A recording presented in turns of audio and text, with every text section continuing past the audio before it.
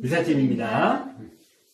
네, 오늘은 영상 보시고 문의를 주신 분이 계셨어요. 네. 근데 고객님이 오셨는데, 그분은 이제 극손상모에 이제 탈색까지 하신 분인데, 오셨을 때 전체적으로 웨이브가 이제 뿌리 부분부터 좀 강하게 있었대요. 네. 또 부시시하기도 했고. 네. 그래서 고객님이 이제 스타일을 디자인을 바꾸고 싶으셔가지고 오신 분이셨는데, 뿌리 부분은 좀 깔끔하게 피고, 밑에만 자연스럽게 웨이브 하시기를 원하셨던 분이었어요. 네. 근데 이제 저희 영상을 보시고 나서 저희가 극손상모에는 이제 수축시켜서 중성펌 시술을 하는 거를 방법을 말씀드렸었잖아요. 네. 그래서 그대로 시술을 한번 해보셨대요. 네. 근데 밑에 같은 경우는 자연스럽게 컬이 잘 나왔대요. 근데 위쪽 부분은 컬이 조금 덜 펴진 듯한 느낌이 드셨다고 하시더라고요. 네. 그럴 때는 어떻게 해야 되는지 말씀 좀 해주세요. 네. 그리고 탈색하신 지도 얼마 안 되신 분이셨다고 하시더라고요. 네. 펌 하신 지도 얼마 안 되신 분이셨고. 네. 네. 자, 그럴 때는, 이제 탈색하신 지도 얼마 안 되신 상태니까 위에 쪽부터 끝에까지 손상도가 극손상이고, 그리고 펌하신 지도 얼마 안 되셨고, 그러니까 위에 쪽부터 웨이브가 강하게 지금 잡혀져 있는 상태고, 자, 일단은 우리가 이제 손상도에서 맞추어서 약재를 조절을 하게 되면 수축시키는 게 많습니다. 근데 우리가 원하는 결과물을 뽑아내는, 이 고객님이 원하는 결과물을 피기 위한 결과물을 잡아주기 위해선 늘어뜨리는 게 맞아요. 자, 그럴 때는 어떻게 해야 되느냐? 알칼리로 늘어뜨리게 되면 머리가 녹을 것 같고, 수축시키면 곱슬기가 잘 안 펴지는 상황. 이랬을 때는, 이 방식을 택하시면 됩니다. 자, 우선은 수축시킵니다. 그리고 그 위에 다시 늘어뜨리는 약알칼리 펌제를 다시 재도포를 하는 거죠. 그래서 약알칼리를 먼저 대면은 머리가 녹아버리고, 중성으로만 수축만 시켜놓으면 곱슬기가 안 펴질 경우에는 일단은 수축시켜서 모발을 안정화 작업을 시켜놓고 그 위에다가 알칼리 작업을 해서 안전하게 그런 작업 과정을 거치시면 됩니다. 그래서 제가 오늘 영상을 하나 준비했는데요. 이 모발은 일단 기본적으로 탈색을 한 4번 정도 한 모발이에요. 근데 모발이 기본적으로 두껍고 탈색을 4번 정도까지 한 손상도는 아닙니다. 사실적으로. 탈색 한 2회 정도의 데미지. 근데 곱슬기가 그렇게 심하진 않으신데 모발이 이제 굉장히 부하기 때문에 좀 차분하게 피기를 원하셨던 분이에요. 그래서 이 분을 같은 방식으로 손상이 아주 높은 상태에서 모발을 펴야 되는 그런 같은 원리라고 보시면 돼요. 그래서 그런 원리로 지금 시술 영상을 준비했으니까요. 영상을 보시고 나머지 이야기들을 좀 더 해드리도록 하겠습니다.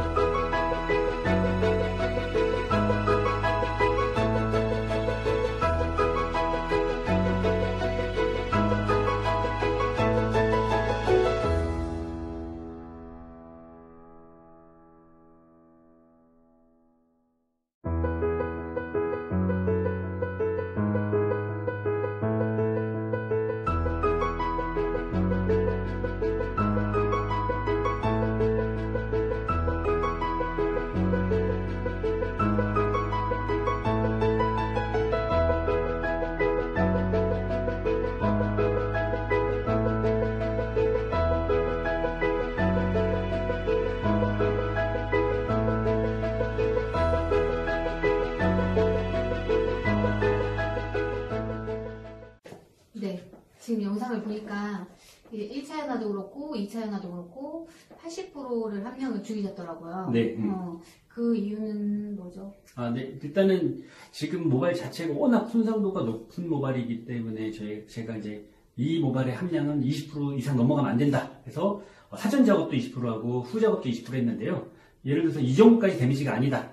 라고 했을 때는 사전 작업은 지금과 같은 동일한 레시피로 가지만 후 작업, 야갈카리 작업에서 펌제 함량을 더 높이셔야 됩니다. 지금 80%지만 뭐 60%가 됐건 50%가 됐건 이렇게 좀 조절을 하실 필요가 있습니다. 그 모바일 손상도에 맞게. 그러면은 1차 연화에서는 pH로 함량을 조절을 하신 거고, 네. 그리고 2차 연화에서는 단백질제로 조절을 하신 거잖아요. 네. 그럼 단백질제로 조절을 하신 이유는 뭐죠? 지금 워낙 손상도가 높아서 안에 있는 간식물질이 많이 유실된 상태예요. 그래서 물로만 혼합량을 줄이기보다는 단백질로 줄이는 것이 훨씬 더 모발의 어떤 손상도라든가 어떤 결과물들을 더 높여줄 수가 있기 때문에요. 단백질로 그 함량을 줄인 겁니다. 그러면은 이제 pH는 굳이 안 떨어뜨려도 되니까 또 단백질제로 섞으신 것도 있으신 거죠? 네, 그렇죠. 뒤에 건 야갈카리 시술을 해야 되는 거니까. 네. 그리고 1차 연화 시술을 하시고 열 처리를 10분을 하셨더라고요. 네. 그거는 꼭 그렇게 10분을 해야 되는 건가요, 열 처리를? 네, 열 처리는 꼭 하셔도 되고 안 하셔도 되고 편하신 대로 하시면 되시지만 10분의 시간은 반드시 필요합니다. 그럼 2차 연화 하실 때 지금 이런 방식으로 2차적으로 알칼리 연화를 했잖아요. 네. 그럴 때는 자연방치 15분을 주셨어요. 네. 그거는 왜 그런 거죠?